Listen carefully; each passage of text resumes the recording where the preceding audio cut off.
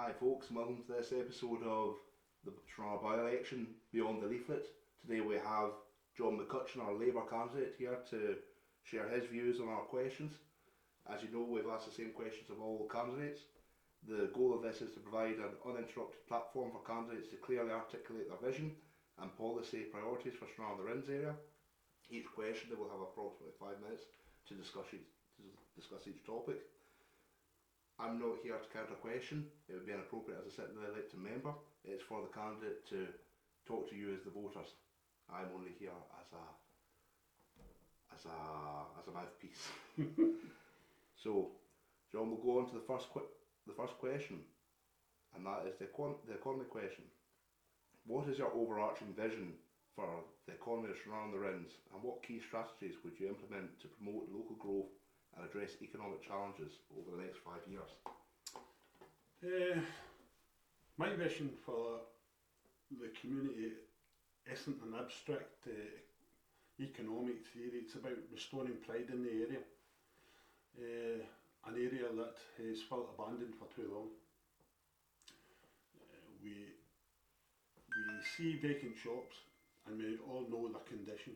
Nearly 1 in 5 shops are empty, and we feel the impact of the ferry loss as well. Businesses closing and increased costs every day, and the financial stress to our families, on our families. My plan is to deliver what we've been promised in delivering the opportunities that's been promised in the past. I will be relentless in championing for the delivery of the current developments and projects in the area. These aren't just building projects, they are anchors of hope, if you want. We need them to bring in visitors, jobs, and bring a new energy back to the waterfront and the town centre. What's important is that I will also seek accountability on this particular subject from the council representatives. After all, what we build here has to be sustainable, not just in the short term but obviously in the long term.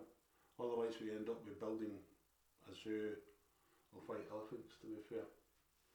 We must support the small businesses. It keeps our streets alive. I will fight for the meaningful relief, like rates and waste, on our high street shops, and I would like to see an establishment of a dedicated Rins Rural Enterprise Fund to help the new local ventures like farm shops, adventure tourism, subjects like that, businesses in that kind of frame. Trust me, I know this won't happen overnight. I also have seen the proposed budgets and the budget cuts and what the amount that the council have to say. What I will do is ask questions to support businesses, new and old, to thrive and grow. One thing we have here is talented people. You see it and hear it all the time. The ideas are great, especially for the young people. We don't have as much of a way of opportunities for them to express it and grow from the ideas of business. I think sometimes we need to address, and it's one of the things we need to address, and it shouldn't cost us a fortune to allow the young kids to take that forward. I like to see a joined up approach to solving this. Organisations such as Developing Young Workforce Scotland, the Council, Business Gateway, SOCI, others could offer training and support, and I think we need to use these processes. The way I would like to push that would be where youngsters in general and people could bring their idea to the market and test it by short-term shopfront lease. After all, we've got all the empty shops, so they can be redeveloped to support that. This might stop the 66.1% of the young people who leave the area, and 44% of them say they don't ever want to come back. These are shocking statistics, and we have to change that.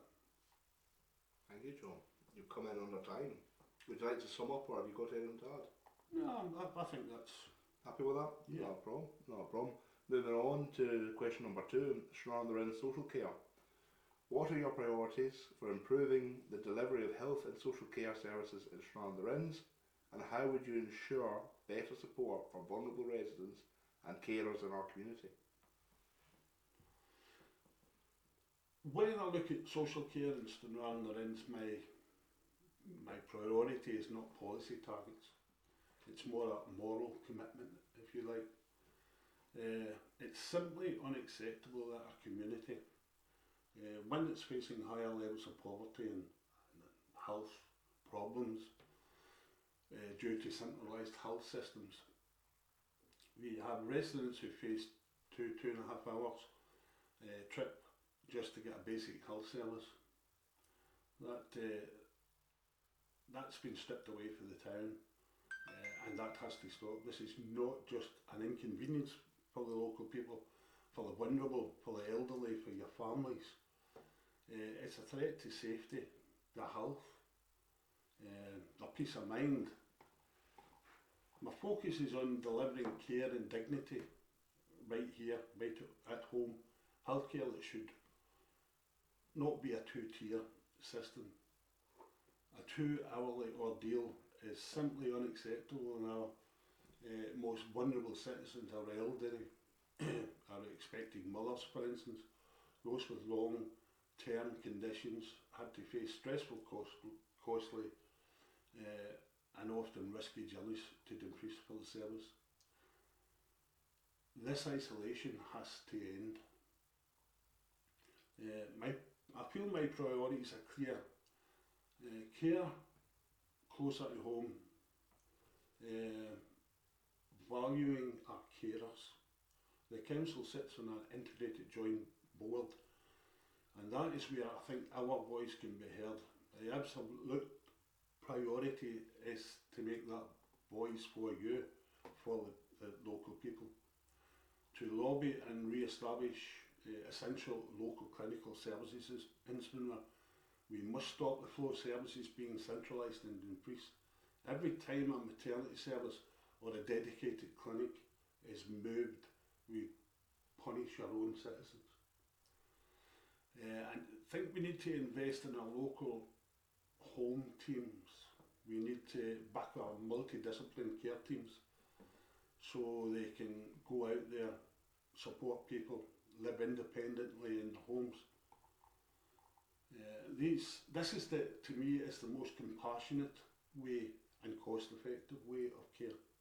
We must ensure that we have the resources and the training and the use of local knowledge to prevent unnecessary people going into hospital, unnecessary administrations. And when I say home teams, I also mean large number of third sector organisations. These can, with a small amount of funding, can make a large amount of savings. Let's take the subject of additions to long stays in hospital. A good number of admissions to hospital for our elderly are due to slips, falls, trips. Some can't leave the hospital as they have no way of looking after themselves once they come out of hospital. While the NHS is a process for this, it can take time, and sometimes a long time. Meanwhile, we have a bed that's being taken up, costs associated with that.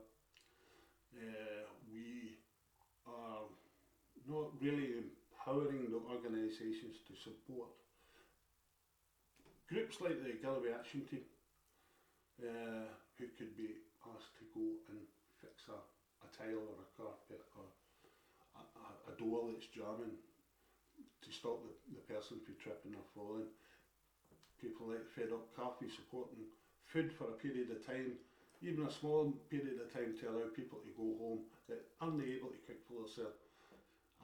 The amount of funding, a small amount of funding can go a long way to ultimately saving time and the budget for other areas to reinvest into other areas. We need to support the unsung heroes, people that doesn't get a lot of plaudits, if you want. Unpaid carers, many of whom provide 50, 60, 70 hours of care a week. They're the true heroes of the community. I will champion the care relief packages offering genuine respite breaks, better signposts for financial help, support that they're entitled to.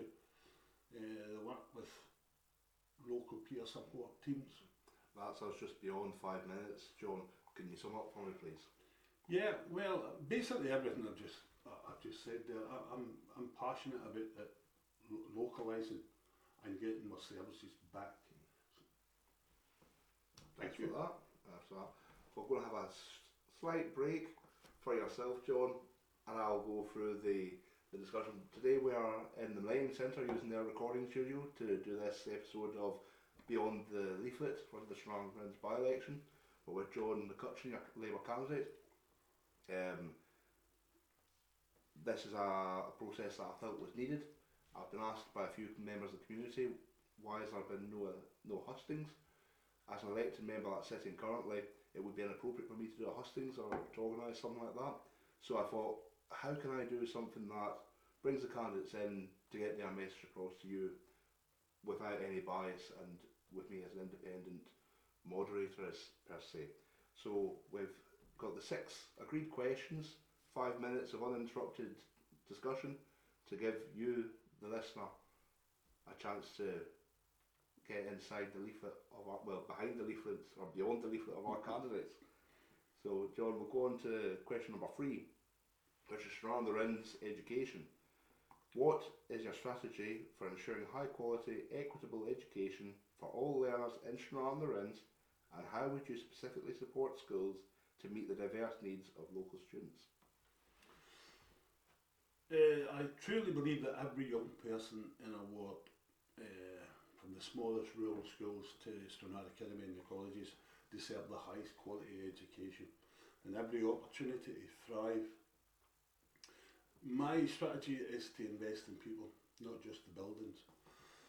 We know our schools are facing staff difficulties. We must urgently work with the council to make Stranraer and Rins an attractive place for talented teachers.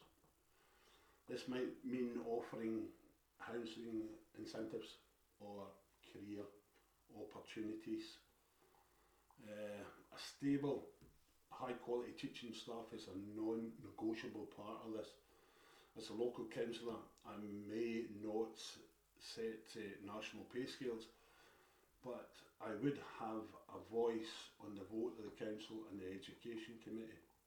My job would then be to make Stranraer and Rins the most attractive place in Scotland for an ambitious teacher to start their career. We need to use the council's influence on housing and development to create a targeted package to target new teachers, to encourage new teachers to come to the area. This could include helping with temporary accommodation or subsidising a deposit for a flat or a house for the staff. We also need to tell teachers, we want you, we want you to settle here. We must ensure that the staff are supported. I will push for local investment and continued professional development and mentoring programs within the area by investing in our, got to bear in mind our existing teachers. We tell them of their dedication to our students is valued. We improve the morale, then we keep the retention. We must ensure smaller rural schools are not forgotten. They need investment, they need modern resources, and critically, we must solve the transport issues as well to prevent the secondary school students from rural areas who participate in crucial after-school clubs, sports and activities. For our secondary students in the Rins, after-school club sports, education trips are essential, but often impossible because of poor transport. We work with local community transport groups, the council transport department, to identify a fund dedicated to late running activity buses from rural areas to Stranraer Academy or venues that is running after school clubs. We must remove the unfair barrier of personal and being deprived of that facility by not having transport. I try to promote stronger links between our schools and our local employers to promote vocational training and enterprise skills. Let's equip the young people with the confidence and the skills to start a business, take local jobs, or build their lives here. We need to establish strong formal partnerships between our schools, our local employers, the factories, the marina, the tourist sector. Of course, remote working opportunities are there as well. This means apprenticeships, more work experience, and vocational and enterprise skills from a young age. Education needs to be to give your young people the confidence to be entrepreneurs, to manage their finances, to see a future with new opportunities. Whether it's renewable energy, which is the growth area, or the growing water sports sector, or the digital sector, we need young people. We need to equip them with the skills. So when they've graduated, their first thought isn't how do I leave, it's how do I build my life right here in Stranraer and the Rins. Almost bang on time, John. Oh, have you got anything to sum up? I'm bang on time, I don't think we've got any further than No more to sum up. Thank you for that. Moving on to question number 4. Stranraer and the Rins transport and infrastructure. In your view, what are the most critical transport and infrastructure needs for Stranraer and the Rins, and what specific actions would you pursue to improve connectivity and access across the area? The simple truth is that our transport infrastructure is really letting the area down. It's letting the area down. The state of the A75 and the A77 is more than just an inconvenience now. It's an economic liability, to be fair, and a safety concern. That makes essential travel very difficult. It makes us isolated for the rest of the country. The A75-77 campaign group have been doing wonderful work, and I will continue to help in championing that. The lack of rail connections to Stranraer is historically an injustice. We must continue to fight against that. We need to encourage freight into Stranraer, rail freight, not road freight, providing jobs and taking the traffic off the road system, a greener, more effective way of working, in my opinion. The start-stop bus service is a shambles just now. My focus is going to be relentless, trying to fix local links. I will try to be a powerful, persistent voice demanding that the Scottish Government prioritise significant and lasting upgrades for the A75 and the A77. We need a better trunk road network that reflects the status of the area. It is a key gateway to Ireland and Irish trade.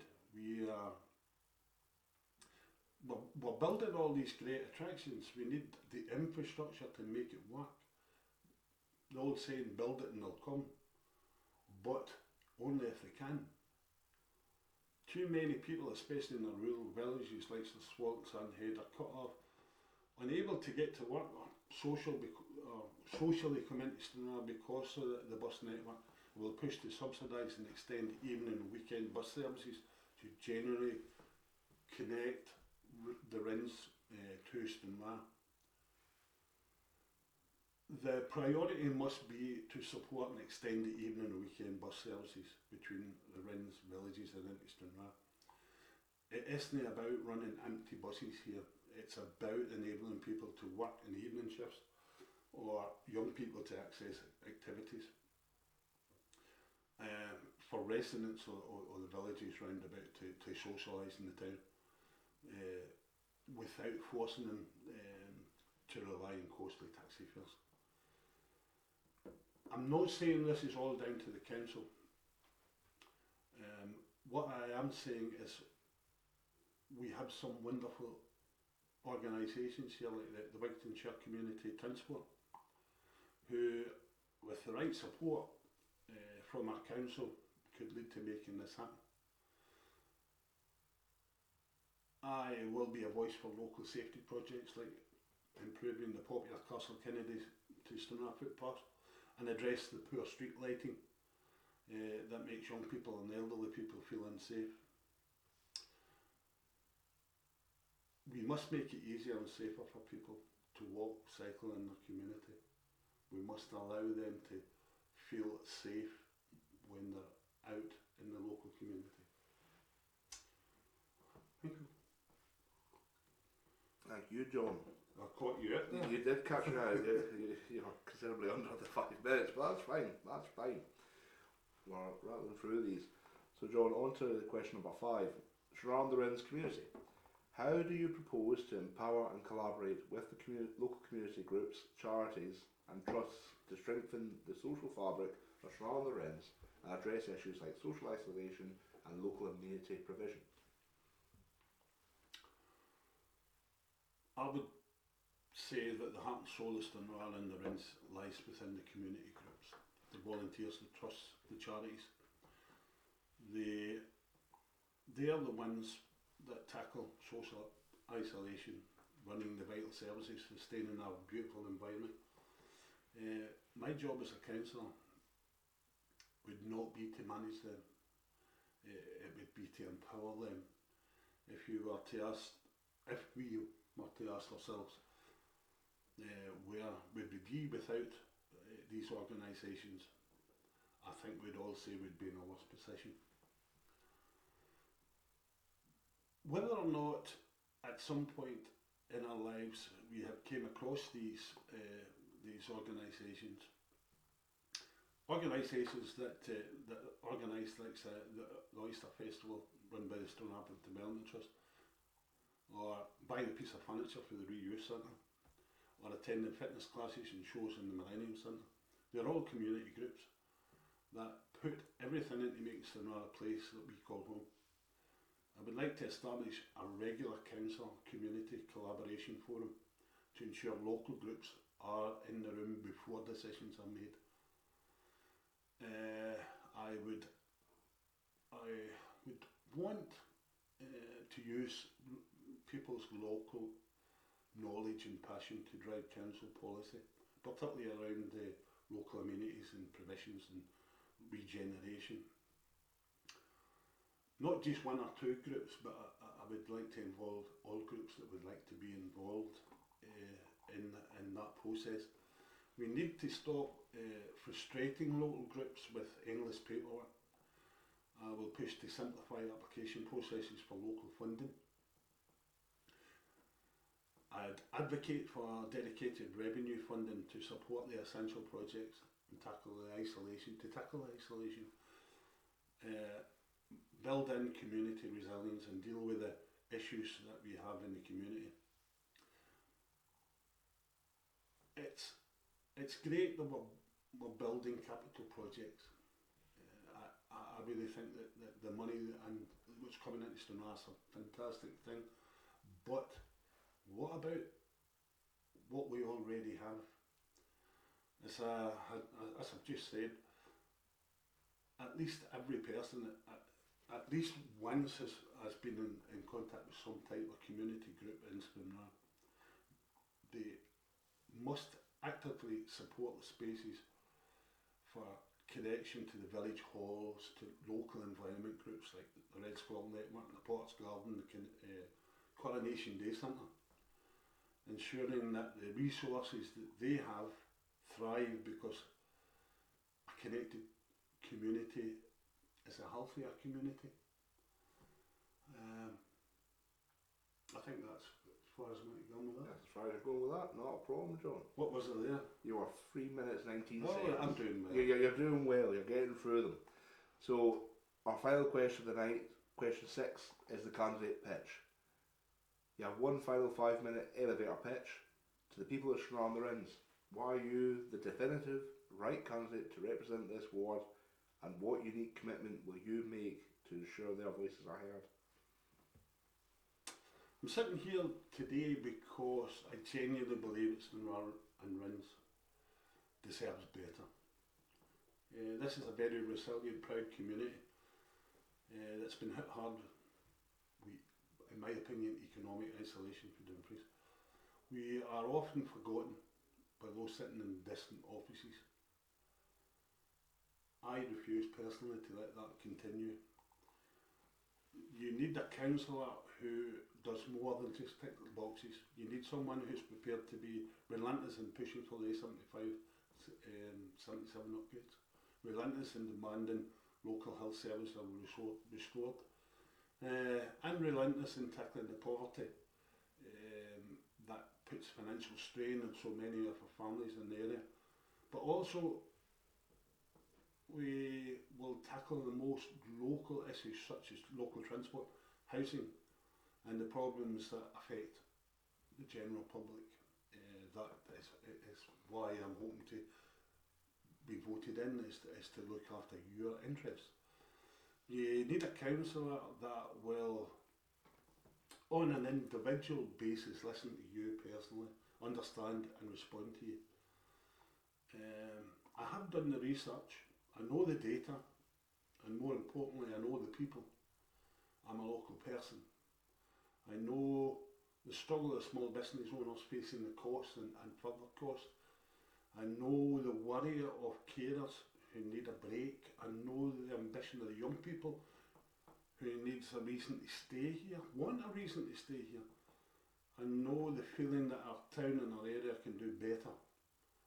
I work hard. I raised a family here, I live here. I've given back to the town. I know the people because I am one of the people. I feel I am the right candidate, not because of the party, but because my commitment is personal, local, and it's transparent. I will dedicate to represent the community, give you my unique commitment to you. I hope if I'm elected I will host a full public meeting in Stranraer, and I'll hold rotating community surgeries in the Rins and the villages if I'm elected. Thank you. Thank you, John. And folks, that's a wrap for this episode of Stranraer Millennium by-election Beyond the Leaflet. Thank you, John McCutcheon, our Labour candidate. Thank you. Can I just thank you for doing this? Thank you, John.